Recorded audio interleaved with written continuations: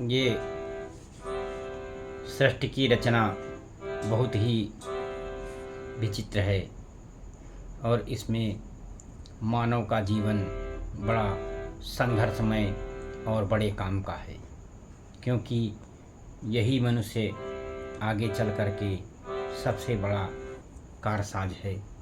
जो कि मनुष्य ऐसा प्राणी है पृथ्वी पर जो कि जो चाहे वो कर सकता है। अन्य और किसी वनस्पतियों में या जीव जंतुओं में ऐसी शक्ति नहीं है। यहाँ तक कि देवता भी मानव का रूप पाने के लिए, मानव की शरीर पाने के लिए लालायित रहते हैं, परंतु उनको मानव की देह नहीं मिलती है। क्योंकि इसीलिए गोस्वामी तुलसीदास जी ने कहा है कि बड़े भाग्य मानुष तन पावा, सुर दुर्लभ मुनि ग्रंथन गावा, पर साधन धाम मोक्ष कर द्वारा, पाई न जेहि परलोक संवारा। ये शरीर साधना करने के लिए है और इसी से मोक्ष की प्राप्ति हो सकती है।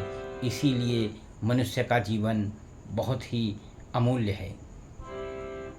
एक बार जब ब्रह्मा जी सृष्टि की रचना करते हैं तो उन्होंने जब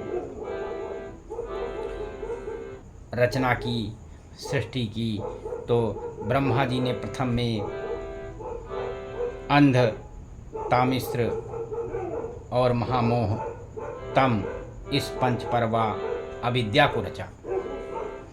सबसे पहले इन लोगों को रचा, उसके बाद सनंदन और सनत कुमार को ब्रह्मा जी ने मन से उत्पन्न किया।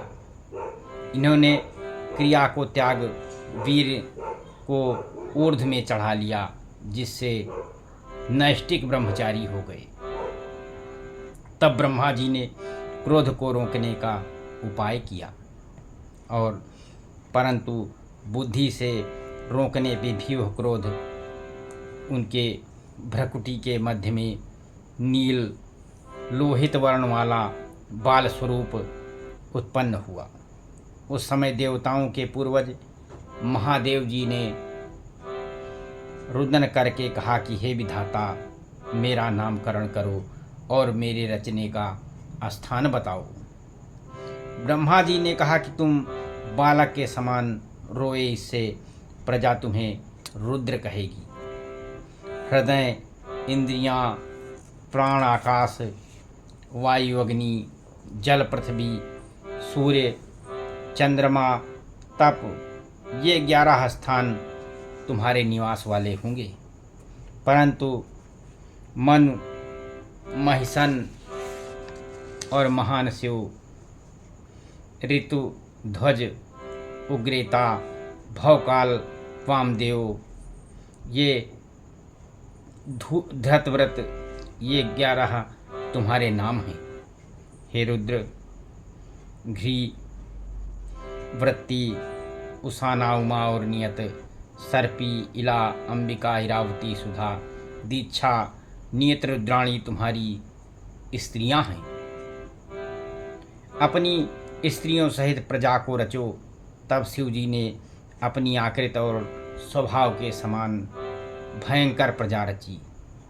शिव जी के रचे हुए भूत प्रेत आदि जगत का संहार करने लगे। ब्रह्मा जी ने यह देखकर कहा कि हे महादेव, तुम तप करो। तपस्या के प्रभाव से जैसी प्रजा थी वैसी ही सृष्टि रचोगे। मैत्रेय जी बोलते हैं कि हे विदुर, ब्रह्मा जी की आज्ञा मानकर शिव जी ने तप किया। अनंतर ब्रह्मा जी की गोद में नारद जी, अंगूठे से दक्ष, प्राण से वशिष्ठ जी, त्वचा से भृगु और हाथ से ऋतु, नाभि से पुलह और कानों से पुलस्त, मुख से अंगिरा, नेत्रों से अत्रि और मन से मारीच उत्पन्न हुआ। अधर्म से मृत्यु उत्पन्न हुई और हृदय से कामदेव भ्रकुटी से क्रोध और नीचे के होंठ से लोभ, मुख से वाणी और लिंग से समुद्र, गुदा से मृत्यु उत्पन्न हुई। मुख से सरस्वती प्रकट हुई। यद्यपि वह सुंदरी अकामा थी, तथापि ब्रह्मा जी इसे देखकर कामातुर हो गए। अपने पिता ब्रह्मा जी की मति को अधर्म में लगी देखकर ब्रह्मा के पुत्र मरीच आदि ने समझाया कि हे पितामह, आज तक ऐसा काम ना तो पूर्व के ब्रह्मादिकों ने किया है और ना आगे वे करेंगे। आप काम को जीतो, तुम समर्थ हो। ब्रह्मा जी